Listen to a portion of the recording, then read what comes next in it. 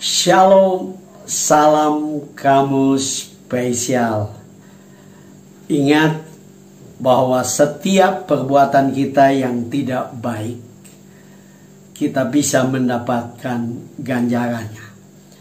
Malam ini saya ingin mengangkat satu topik gempar.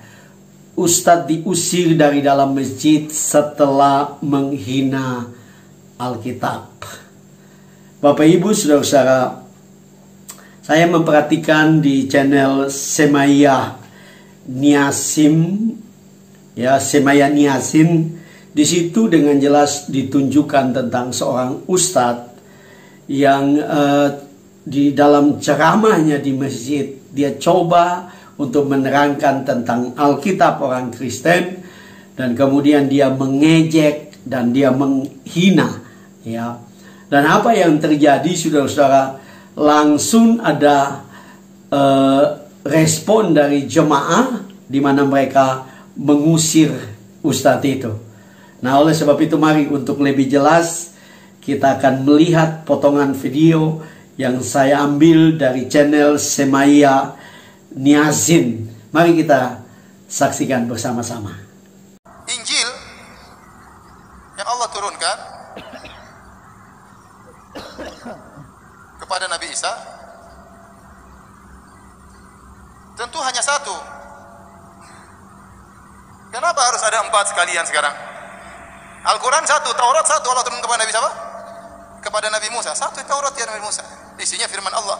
Allah turunkan Injil kepada Nabi Isa, ya sudah isinya firman Allah. Kenapa harus ada Injil versi ini, Injil versi ini, Injil versi ini, Injil versi ini? Apakah saling melengkapi atau bagaimana? Ini menunjukkan bahwasanya ini bukan firman Allah Subhanahu wa taala. Akhirnya seorang mengatakan, ada orang mendakwai orang Nasrani, ya akhi, apa bedanya Nabi Isa dengan Nabi Muhammad SAW? Sama-sama diutus, sama-sama bawa kitab suci. Kalau Tuhan nggak perlu bawa kitab suci, langsung ngomong, ya tidak? Saya ulangi sama antum. Kalau Tuhan ngapain bawa kitab suci? Kalau Tuhan datang, dia langsung apa? Ngomong. Saya Allah, begini, begini, begini. Ini bawa kitab suci berarti dia diutus. Paham? Kalau dia diutus berarti dia seorang nabi, utusan, bukan Tuhan. Okay.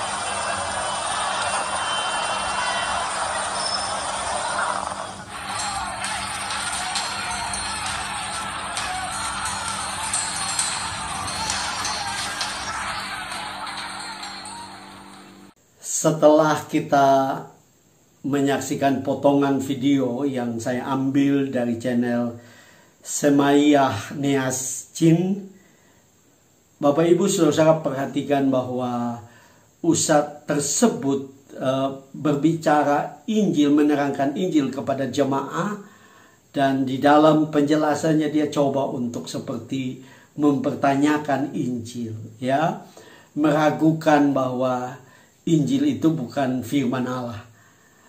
Nah, saya tahu bahwa di dalam agama Islam sendiri, di situ dikatakan bahwa untuk mengetahui suatu kebenaran yang harus dilakukan adalah bertanya kepada ahlinya, atau lebih tepat tabayun kepada ahlinya.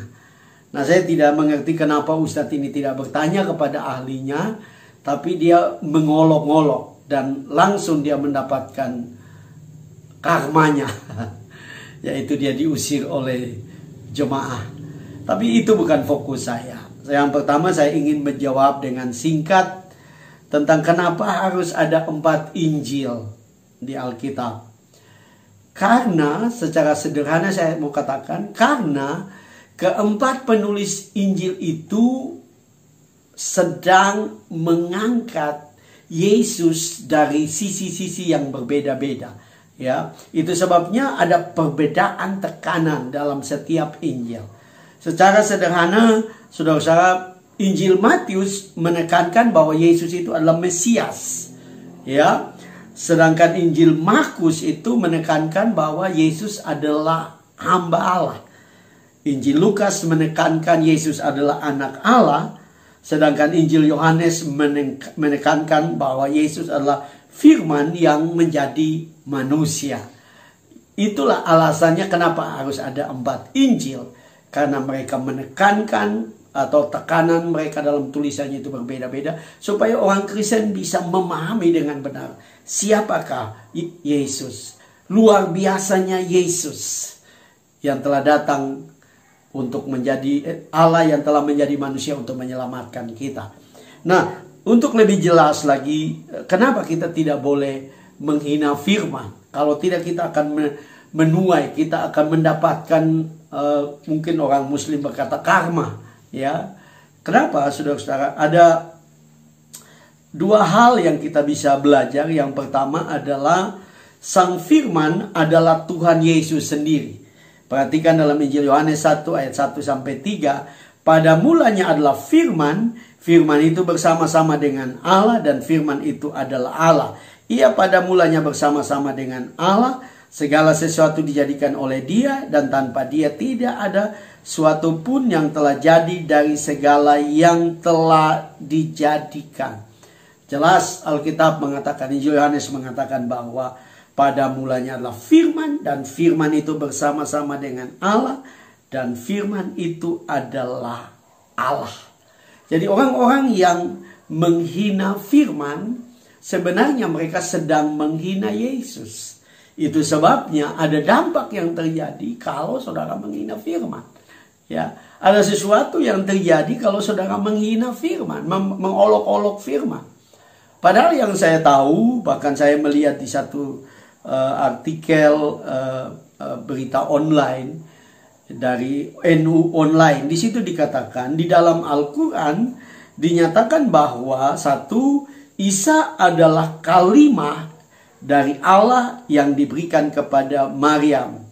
Qs Ali Imran 45. Kemudian yang kedua, pernyataan bahwa Isa adalah kalimah Allah itu ada di dalam Qs An-Nisa ya 171. Dan yang ketiga, Isa adalah ruh dari Allah.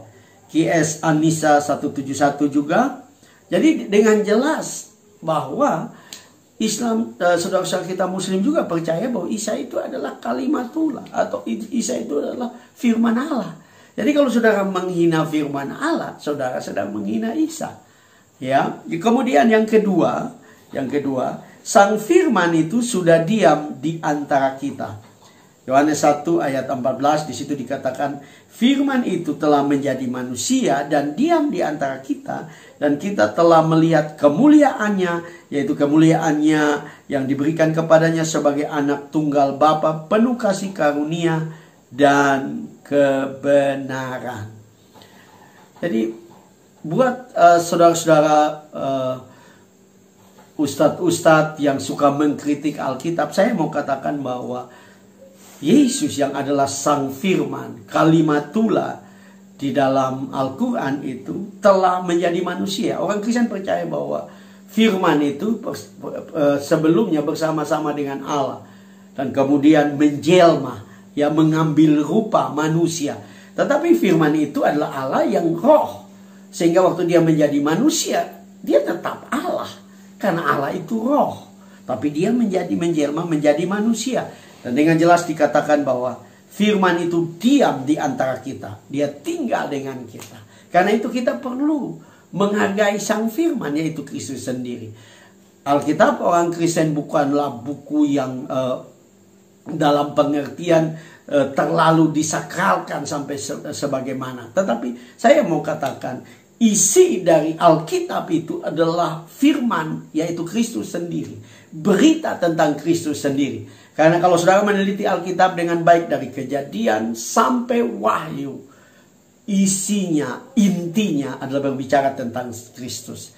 Isinya berbicara tentang Sang Firman yang terlibat dari Kejadian 1, ya, pasal 1, ya, Kejadian pasal 1 ayat 1, berlanjut sampai Wahyu pasal yang terakhir berbicara tentang Sang Firman yang akan datang, yaitu Kristus sendiri.